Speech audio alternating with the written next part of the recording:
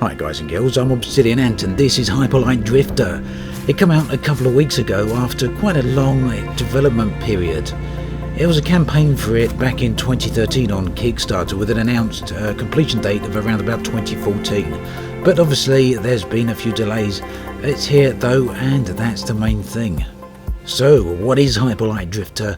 Well, that is the question, isn't it? I've been playing it for quite a few hours now, and honestly don't think I can completely answer that. It's part platformer, part beat 'em up, and, well, it's pretty much its own thing, really. The game doesn't give you anything in the way of instruction, it doesn't tell you what to do. Right at the start, after a rather gorgeous looking cutscene, you're dumped right by a fireplace and left to get on with your own thing. Aside from the few prompts, like you can see there at the bottom, press Y to interact, you get nothing in the way of instruction. That is literally it. And of course there's nothing in the way of spoken or written text either. The story is conveyed by way of short cutscenes. Some of them are quite bizarre and very much an anime type feel to them. The characters you do come across communicate with you through images that come up within their speech bubbles. So, right from the start, you'll be wondering what you've got to do and where you've got to go. Now, let's face it, over recent years, there's been a big outcry against games that hold your hand and pretty much give you directions to everything you do. I mean, there's games out there now that show you exactly where you've got to use a certain weapon, exactly where you've got to use a grappling hook, and even a glowing line showing you exactly where you've got to run or walk to. So, in many respects, this is an answer to that. It goes in completely the opposite direction and gives you absolutely no hints whatsoever. Right here is one of the aforementioned cutscenes, and well, it doesn't exactly give you much of an idea of what's going on, but over time it does slowly build a picture of the story. I do enjoy this type of storytelling. I love a story that you have to piece together. I love a story that you have to work to understand. But when it comes to gameplay, if it's too directionless, it can be a little bit frustrating at times, and this is very much in that vein. Having to figure out the gameplay mechanics for yourself is one thing, working out the combat, working out how to operate things, and all of that, that's fine. It takes time, and it can be a pleasure to try and do that. But when you haven't got the first clue of where you've got to go, well, at times, that can push the buttons of frustration just a little bit. The graphical style of the game is something that attracted me to it very early on, and I do appreciate it's probably an either love it or hate it type approach, but growing up in the 8-bit era and then in the 16-bit era, these are the sort of graphics I can really appreciate. And aside from the fact that these graphics certainly do inspire a lot of nostalgia, along with the audio and the style of gameplay, it all does have its own very own charm as well. You can see there on the map that it's fairly large, and again you can go any direction that you want. Broadly speaking, the world is split up into 4 zones: north, east, south and west, and there's also another layer where you go underground as well into the complexes.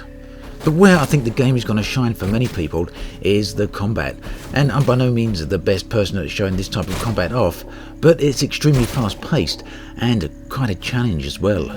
You can see there that the character has a gun, but that's limited by number of shots, I think around about 6 before it empties out. And of course you have your sword as well for close-in combat. Again here you can see the form of communication I was talking about with the NPCs. One of the movements that you'll find yourself dependent upon all throughout the entire game is the dash movement, and that lets you get over closed off areas such as ledges and areas of water, and it's also essential during combat. And you'll see that here in one of the first areas I came to where the combat really did start to get quite a challenge. The little creature there opens up its mouth just before it pounces at you, and it's at that moment that you have to dash in a different direction. But the game will keep up the pressure with attacking you with multiple opponents at the same time. In fact, further in, the screen will be absolutely full of opponents and bullets and weapons flying at you, not too unlike the old space shoot-'em-ups of old. Whilst the combat is certainly challenging and very punishing, the penalties for death are pretty minor. Generally you'll just be put back in the previous room or just outside the current area of combat. And whilst you may find that at times that means you have to fight through multiple waves of enemies yet again, time after time, that really is a part of the appeal of the entire game. One of the biggest problems I've had with the game is navigating around both the surface area as well as the underground complexes here. It's not a case that it's difficult to find your way around them in and of themselves, rather it's difficult to actually know what you're meant to do or when you're in them. You can see from a little sequence here that it would appear we need to light up 4 of those little triangles there, but where you find the other ones is anyone's guess. The map here seems to suggest that maybe it has some relationship to the area over there, but who knows? The truth is, it's been a very long time since I've played a game where you really do have to work out things for yourselves, where the game doesn't hold your hand, and where when you finally overcome a particular puzzle, a particular thing you didn't understand, or an area of combat, it feels very rewarding indeed. If, like me, you played a lot of games during the 80s in the 8-bit and 16-bit areas, then this is likely to feel very much like a homecoming to you. If you're off the modern gameplay era and you like a challenge as well as having to work things out for yourselves, then I think you could also find quite a lot of pleasure in this game as well.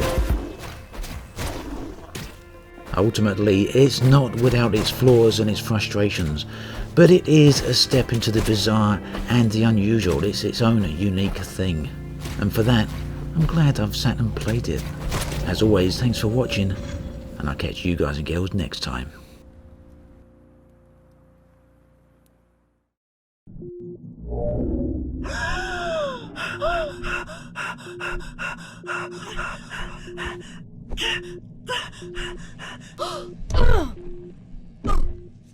Hi guys and girls, I'm Obsidian Ant. If any of you were getting flashbacks to the movie Gravity there, well, those are probably well warranted. This is Adrift.